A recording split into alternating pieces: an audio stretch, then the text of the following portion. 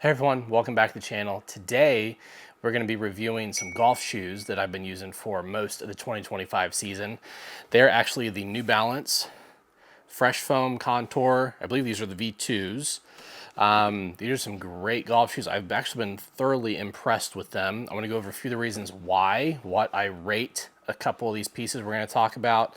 But first, I kind of want to go over what I've used in the past and some of my experiences with others. So for those of you that may be new to the channel, I actually used to work in the golf industry for a couple of years. So I got a lot of exposure to a bunch of different companies. I've had shoes from FootJoy Icons to Puma, Nike, Adidas. I think I have a pair of Skechers around here somewhere.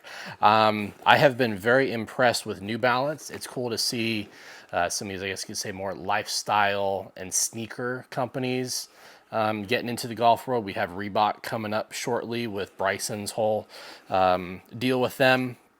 But yeah, so I want to go over why I've actually been rather impressed with these New Balances and why they're my top choice for this year so far.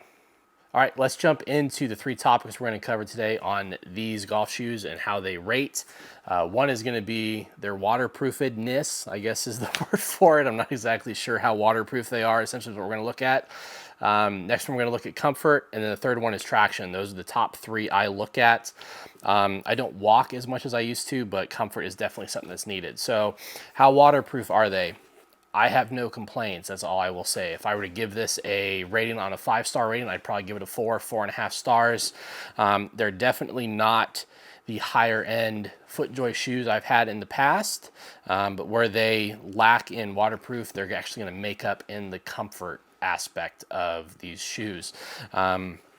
If you mainly ride in a cart, it's something I really wouldn't even consider a concern. I got stuck with these a couple times out in the rain and really had no complaints, no issues. Most of the areas my feet were wet were where it would have come down inside the shoe to begin with. So there's no amount of waterproofing that could help that to begin with. So we'll give these a solid 4 out of 5 on waterproof. Definitely not something to sway your opinion if you get to go try these on, because the biggest thing I'm going to come up with is our next topic, which is comfort. These are some of the nicest feeling golf shoes I've put on.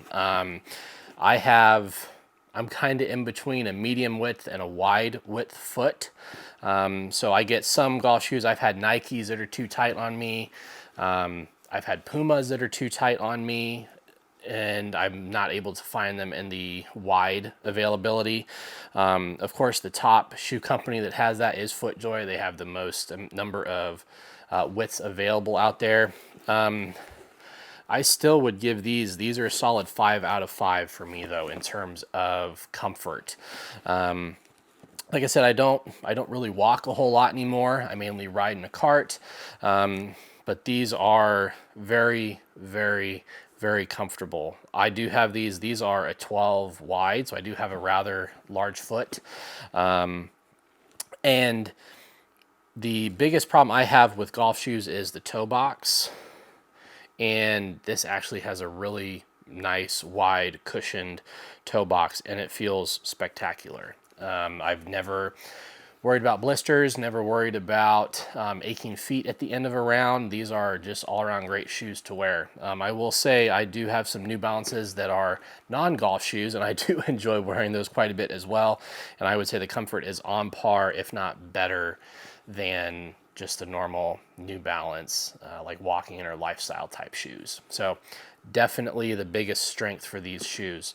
And that is ultimately the reason I have 2 different pairs of them. So you can tell I'm a pretty big fan of these because of their comfort and being able to have a wide size available for me.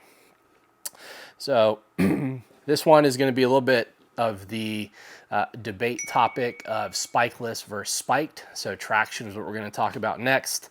I have been very, very impressed with the latest round of golf shoes that are going the spikeless route. So I have had I remember I had one of the FootJoy, I think it was a Sport. It was a few years back. It was one of their sport models.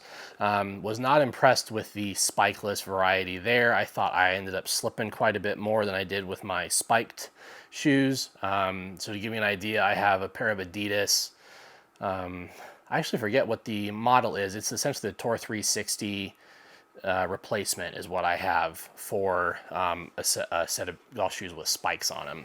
And I would have to say that I really don't tell a big difference. Just in all honesty, these, I don't know if you can tell, I'll try and hold these up to you so you can see there is some grass on the bottom of them, but they have a lot of very narrow little spikes. So they actually hold a lot better than any of the other spikeless shoe out there that I've tried. Now, I am a little bit more of a traditionalist when it comes to shoes. I think this is only my third and fourth set of spikeless shoes. I've had a lot more sets with, or pairs of shoes with spikes on them. So I would love to hear in the comments what your favorite spiked golf shoe is, because I just feel like that is, I mean, it seems like that is the way of the future. It seems like spikes are getting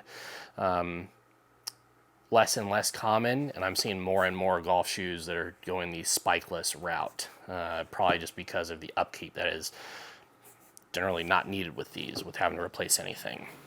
So traction, I would give these a 4 out of 5, just because I do think there is maybe a tiny little bit of advantage. Like if it has just rained, you may still have a chance of slipping with this, but 4 out of 5, definitely I'm right on the verge of a 5 out of 5 for it. But this is something that I'm very happy with and have no complaints over at all. The price of these, I looked on Golf Galaxy, I believe they're 99 bucks, so $100 right now.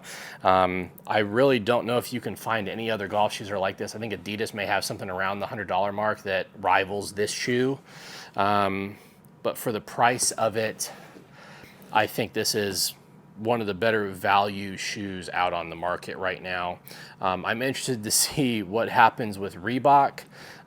We have a Reebok outlet store near me, and I walked past it the other day, and they're starting to get all the signage for Reebok Golf, so I may end up picking up a set of those just because I really like Reebok shoes in general as well. The one complaint I have seen online is the ability to keep these clean. So I don't know if you can see this. On the top, there is a little bit of dirt. I've been able to get it off with just like a rag and some hot dish soap and water. But I don't spend a lot of time trying to keep my golf shoes clean. That's just not something I ever have really done.